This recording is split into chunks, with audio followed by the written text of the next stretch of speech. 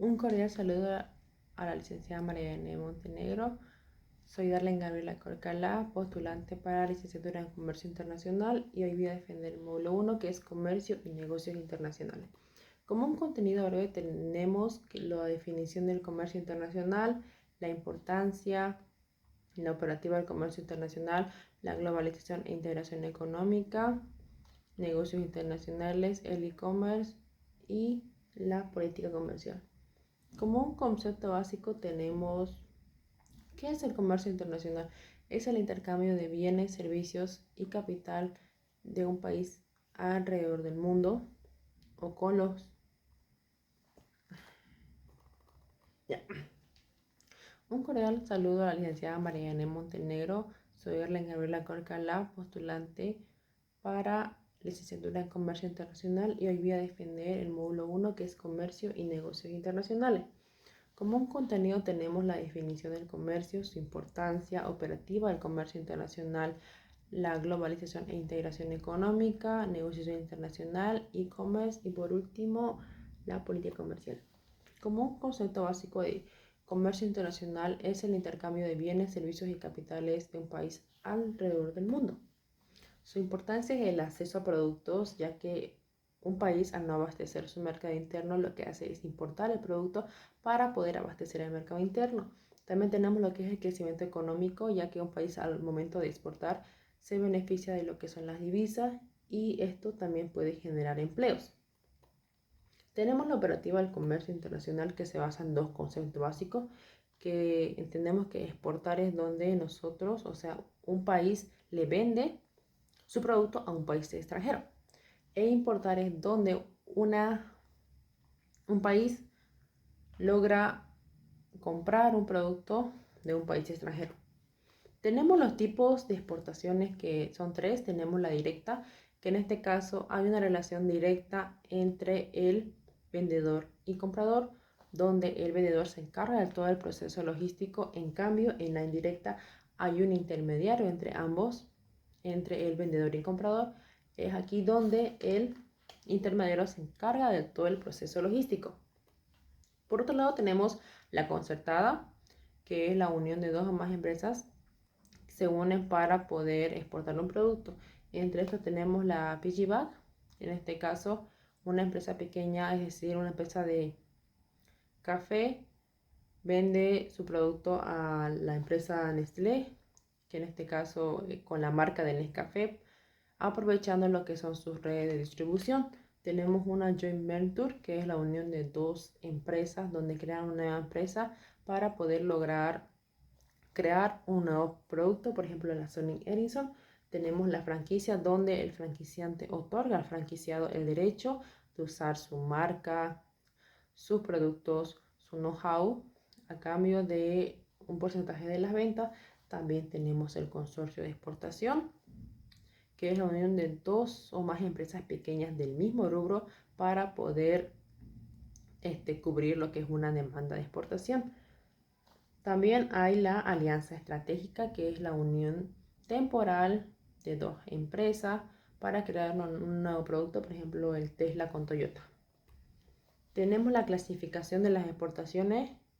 En este caso existen las tradicionales, que son extractivas de la tierra, como el gas, petróleo, minerales, pero en este caso no se regeneran. En cambio, las no tradicionales, que también son extractivas de la tierra, como la caña de azúcar, la soya, café, en este caso sí se pueden volver a regenerar y se van más a lo agroindustrial. Las restringidas, estas pueden ser de doble filo, ya que tienen que seguir permisos, licencias para poder ingresar al país o exportar, ya que puede atentar con el Estado, la salud pública o el medio ambiente. También hay las no restringidas, que en este caso no tienen permisos o regulaciones estrictas, sino que tienen que seguir algunas normas para poder ser exportadas. Tenemos las modalidades de regímenes, que tenemos un régimen de importación definitiva, es donde un producto extranjero ingresa al país y se queda permanentemente. Tenemos el temporal para el perfeccionamiento. En este caso se puede utilizar lo que es el RITEX, donde se trae materia prima del mercado extranjero donde aquí en Bolivia se tiene que transformar, ya puede ser en camisas, pantalones, pero se tiene que volver a exportar. Tenemos la temporada en el mismo estado. Un ejemplo puede ser que alquilemos una maquinaria pesada de Argentina para poder lograr hacer un asfalto, y una vez terminado su uso ya tiene que regresar al país de origen, pero sin sufrir ninguna modificación alguna. También tenemos lo que es la globalización. La globalización es la interconexión de varios países alrededor del mundo donde se interdependen entre sí mediante la cultura, mediante sus tradiciones, mediante la tecnología, mediante la economía, política, que en este caso se se basan en dimensiones que ya mencioné, como la económica, que en este caso intercambia lo que son sus políticas ¿no? De compra-venta, sus bienes y servicios, sus capitales. Por ejemplo, tenemos la TECMEC, que es la unión de Estados Unidos, Canadá y México. También existe la globalización política, que es la unión de dos o más países donde crean una institución internacional para resolver conflictos. Por ejemplo, la OMS, que resolvió o ayudó al tema del conflicto del COVID-19.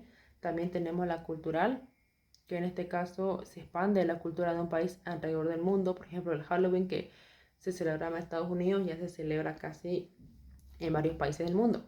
Tenemos la tecnológica, que gracias a la tecnología podemos tener una reunión del mundo, ya sea de punta a punta, y no necesariamente en una oficina para poder negociar. Otro tema que vamos a abarcar es la integración económica. Aquí es donde dos o más empresas trabajan para facilitar lo que es el comercio internacional entre los mismos, de acuerdo al bloque comercial, y así poder incentivar mediante reducción de impuestos y cooperar entre ellos mismos para ser beneficiados. Tenemos lo que es la etapa de integraciones económicas, son 6. Tenemos la de comercio preferencial, que es la reducción de aranceles, es decir, un porcentaje, mientras que en la área de libre comercio ya es la eliminación total de aranceles. La unión aduanera es donde se establece un arancel externo común para todos los productos dentro del bloque comercial. Tenemos el mercado común, que es la libre movilidad de personas, capitales, bienes, servicios entre los miembros del bloque. Tenemos la unión económica, que ya aquí se basa más que todo en la unificación de políticas para tener una moneda común, por ejemplo, en la Unión Europea. Y para finalizar, como último punto de esta integración, tenemos la última etapa, que es la unión total, y ahí ya se unifica lo que es la política económica, pero hasta ahorita no se llegó a esta etapa. También tenemos lo que son las bilaterales, que es los AC con Bolivia, AC 22 Bolivia-Chile, AC 66 Bolivia-México y AC 47 Bolivia-Cuba. Como también tenemos las multilaterales que tiene Bolivia con ALADI, Mercosur y la Comunidad Andina. Tenemos los SGP, que es el Sistema Generalizado de Preferencia Arancelaria, donde un país desarrollado le otorga voluntariamente a un país en vías de desarrollo un incentivo como la reducción de un porcentaje de los aranceles en ciertos productos. También tenemos lo que es la negociación internacional. En este caso es donde dos o más empresas se unen y discuten para poder lograr quedar en términos para crear lo que es un acuerdo comercial, político o algo diplomático. Entre esto tenemos los métodos de negociación, que es método por posición. Ya en este caso es donde una parte se centra en su idea y no da marcha ni adelante ni detrás, es decir, solo se centra en sería un ganar y perder porque no quiere colaborar con los demás. Tenemos el método de interés, que en este caso ambas partes dicen cuáles son sus objetivos o cuál es el problema y centrémonos en eso para poder lograr llegar a una solución. El método colaborativo es más pacífico, ya que aquí ambas partes sí quieren lograr solucionar su conflicto, así que llegan en un acuerdo mutuo. Tenemos las estrategias para poder entrar a un mercado nuevo, ya que es muy importante saber su cultura, sus tradiciones y su idioma. El e-commerce, hay dos, no hay que confundir el e-commerce con el e-business. El e-commerce solo es la compra-venta mediante internet, mientras el e-business es bueno, también se utiliza el internet, pero aquí hay que gestionar lo que son el marketing, costos y atención a clientes, entre otros. Tenemos los tipos de e-commerce, que es el C2C, en este caso puede ser Marketplace por Facebook, el B2B, un ejemplo, Amazon, y el C2B, Consumer Business, puede ser también lo que es YouTube. Por último, para finalizar, tenemos el último tema, que es política comercial, que en este caso es donde un país pone reglas o algunas estrategias para proteger lo que es su mercado interno, y así se encuentra amenazado, pone lo que son las políticas comerciales. Tenemos los aranceles, que los aranceles son un impuesto que se le pone a un producto, ya sea para importación o exportación. Tenemos los tipos de aranceles, que son tres: el ad valorem, que es en porcentual, específico, que es por unidad o medida, o el mixto, que es la unión de ambas.